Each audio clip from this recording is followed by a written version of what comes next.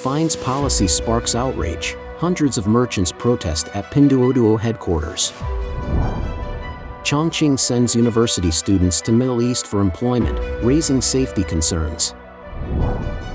Manufacturing declined for 3 consecutive months. Premier Qiang expresses resolve. 38-year-old Chinese woman abandons Beijing life for nursing home, sparks nationwide debate. China's auto market in frenzy. BMW boldly steps back. It's all covered in today's China Truths. Fines policy sparks outrage. Hundreds of merchants protest at Pinduoduo headquarters. In a dramatic turn of events, Chinese e-commerce giant Pinduoduo and its overseas counterpart Temu have come under fire for their stringent fines policies, leading to a massive protest. Hundreds of merchants recently besieged Pinduoduo's headquarters in Guangzhou, expressing their frustration over what they claim are unreasonable penalties and withheld after-sales reserves. A video clip circulating on Chinese social media shows a large gathering of Temu suppliers at Pinduoduo's headquarters in the Aoyuan building, Panyu District, Guangzhou. The merchants are protesting the company's harsh fines policies, encouraging zero-cost purchases online and exploiting merchants for profit. Reports from China Securities Journal and social media indicate that hundreds of merchants who sell products on Pinduoduo gathered at the headquarters on July 22 and July 29 to defend their rights. Protesting merchants told the media that Temu had set extremely harsh fines policies. If their products receive buyer complaints or refunds, Temu imposes fines ranging from tens of thousands to millions of yuan, with no recourse for the merchants. This situation has become particularly severe in recent months. Merchants reported that the total fines imposed by the platform had reached 114 million yuan recently, about $15.8 million, with each fine averaging over 400,000 yuan, about $55,400.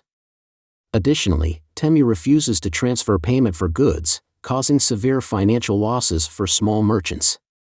On the evening of July 30, Pinduoduo responded to China Securities Journal's inquiry. The platform does not profit from merchants' violation fines. The fines are compensated to consumers. A Pinduoduo insider claimed that the participating merchants are mainly in the apparel category, attempting to clear their inventory through cross-border e-commerce. When false shipments, size mismatches, and fake quality inspection labels occur, the platform deducts merchants' consumer protection funds to safeguard consumer rights.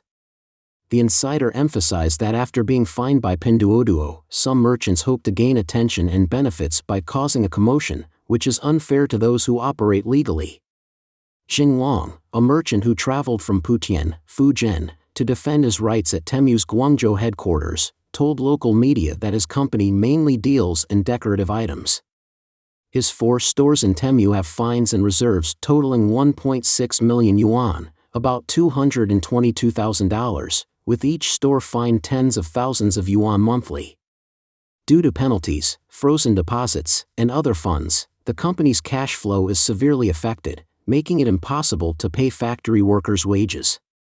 Temu, Pinduoduo's cross-border e-commerce platform launched in September 2022, has expanded to 75 countries, leveraging low prices to win business opportunities.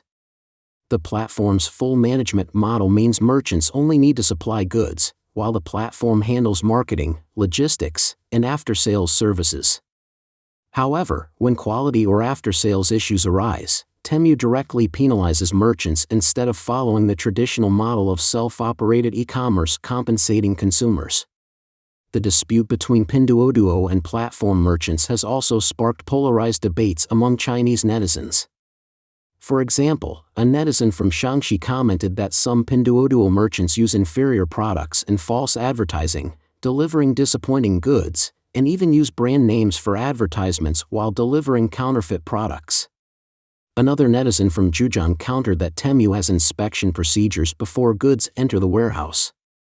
If products are unqualified, they should not be warehoused and listed.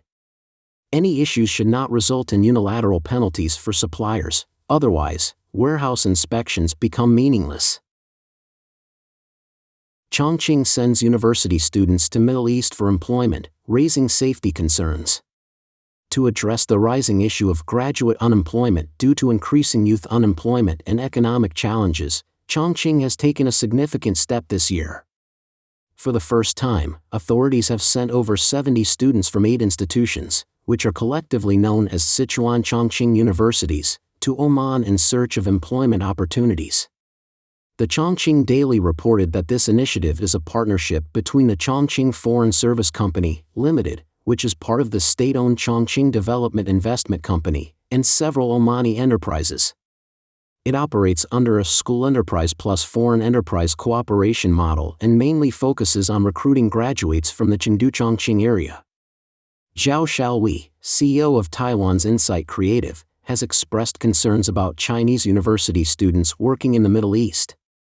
Zhao suggested that more developed countries like the USA, France, Germany, the UK, or Japan would be more appealing for expatriate work.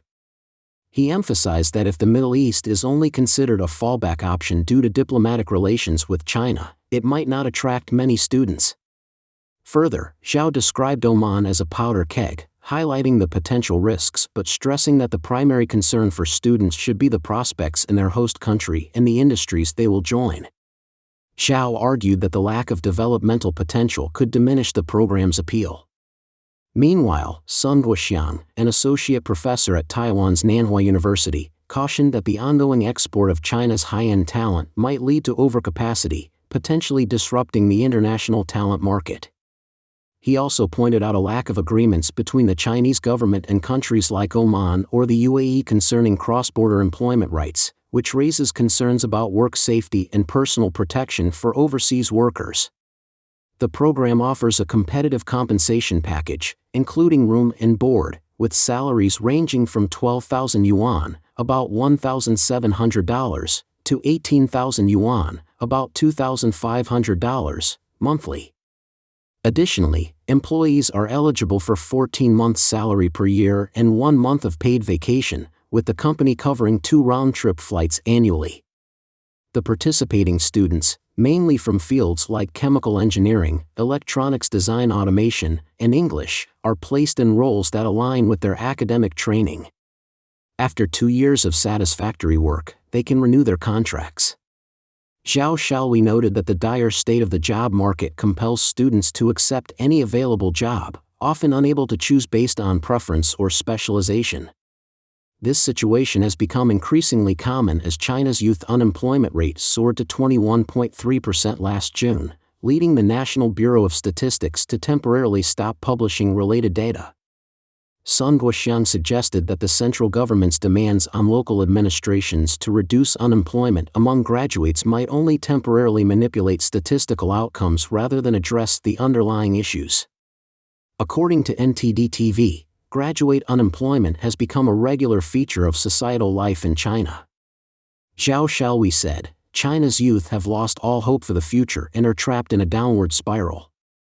This will undoubtedly undermine the legitimacy of the CCP's regime. A few years ago, we saw the White Paper movement, a clear indication of young people's growing disillusionment with society. This is a classic case of the government pushing people too far, and what does it reveal? People are starving, desperate, and this is a ticking time bomb. Manufacturing declined for 3 consecutive months, Premier Li Qiang expresses resolve. Xinhua News Agency reported that Premier Li Qiang presided over the State Council Executive Meeting on July 31st. The session focused on studying and implementing President Xi Jinping's directives regarding the current economic situation and strategic planning for the second half of the year. The meeting highlighted the importance of aligning all thoughts and actions with the scientific judgment of the Party Central Committee regarding the economic situation. It emphasized the unwavering commitment to achieving this year's economic and social development targets. On the day of the meeting, the National Bureau of Statistics published data indicating that the official Purchasing Managers' Index, PMI, for manufacturing decreased to 49.4 in July from 49.5 in June. This signifies the 3rd straight month of declining manufacturing activity, indicating ongoing economic fragility. A PMI reading below 50 indicates a contraction, while a reading above 50 suggests expansion. Several key sub-indices also showed declines. The production index fell to 50.1 in July from 50.6 in June, and the new orders index dropped to 49.3 from 49.5 in June. Meanwhile, the new export orders index slightly increased to 48.5 from 48.3 in June. The non-manufacturing PMI, which covers services and construction, also declined. The Bureau reported that the non-manufacturing PMI fell to 50.2 in July from 50.5 in June. The Services Business Activity Index dropped to 50.0 from 50.2 in June, and the Construction Business Activity Index decreased to 51.2 from 52.3. Data revealed contractions in retail, capital market services, and real estate sectors in July, reflecting ongoing weak domestic consumption amid a sluggish real estate market. Analysts indicate that persistent weak data could lead to the Chinese government implementing more extensive stimulus measures. Lin Song, chief economist for Greater China at ING, noted that the slowdown in manufacturing could make growth in other economic sectors more urgent. Mr. Song highlighted that the weak PMI data over the past 3 months and impending tariffs on electric vehicles and other products raised the likelihood of a further industrial slowdown in the coming months. He emphasized that since manufacturing has been a pillar of economic growth this year, any trouble in this sector would likely necessitate other areas to take up the slack in boosting the economy. Wang Jisheng, Secretary General of the China Asia-Pacific Elite Exchange Association, stated that with weak domestic demand, Chinese people are uncertain about the future of the private economy and are reluctant to invest or consume their wealth or savings. Meanwhile, over the past few years, Beijing has intervened in foreign investment under various national security pretexts, scaring off foreign investors. Now, as the CCP tries to woo back foreign investment, its attractiveness and credibility are significantly diminished. Consequently, the CCP's so-called dual engines for economic development are both stalling. 38-year-old Chinese woman abandons Beijing life for nursing home, sparks nationwide debate. On July 31st, the topic 38-year-old woman abandons Beijing life for nursing home quickly rose to the top of trending topics. According to Shanghai Video, Ms. Yang, from Jilin City in Jilin Province, shared her story. After living in Beijing for 11 years and working as a screenwriter, she fell ill last year and was hospitalized for a month. Unable to continue working, she decided to return to her hometown to recover and moved into a local nursing home. In the video, Ms. Yang revealed, "After 11 years in Beijing, I worked tirelessly, studied hard, and earned money.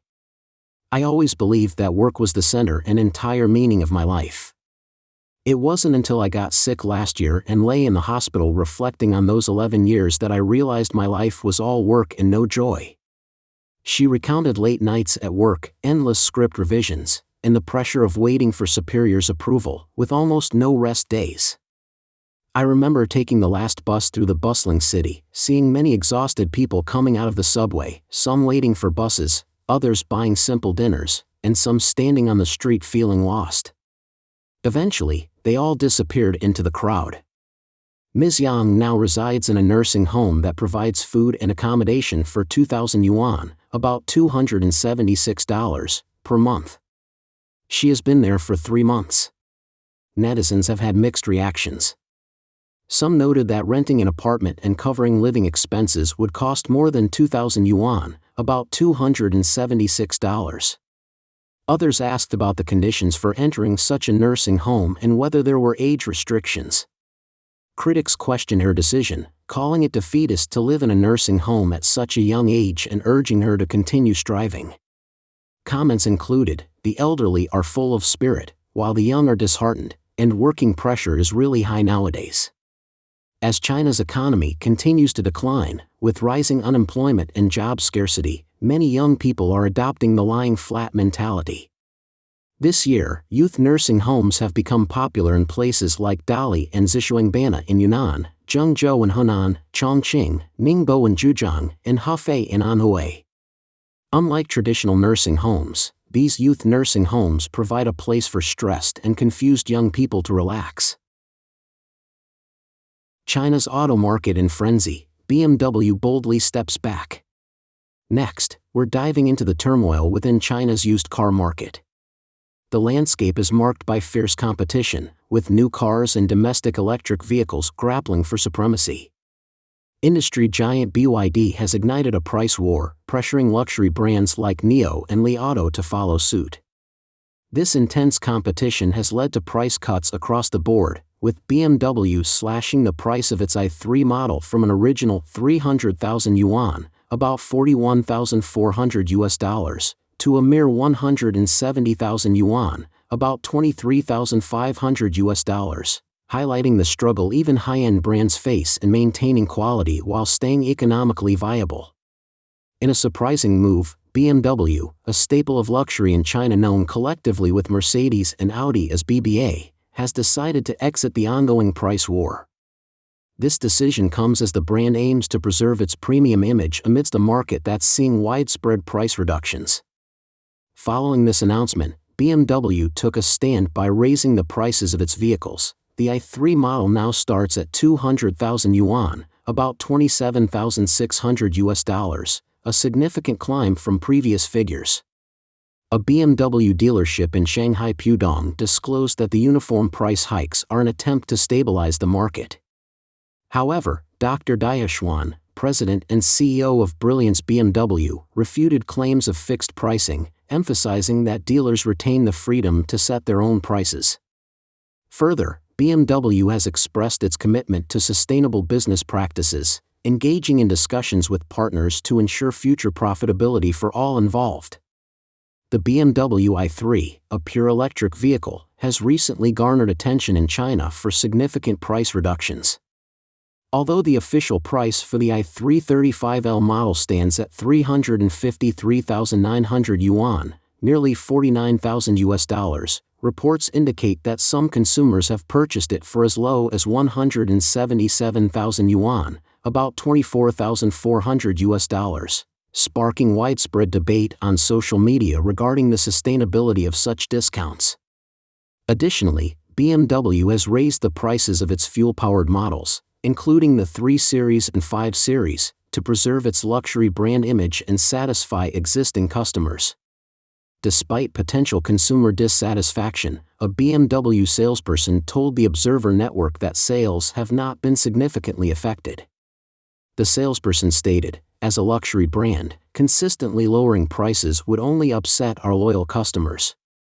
The current prices actually make new customers feel like they're getting a good deal on a premium vehicle. I believe this price adjustment is a positive step." Don't forget to comment in the section below to share your opinions on today's topic with us. Make sure to like and subscribe to see more interesting topics from China Truths.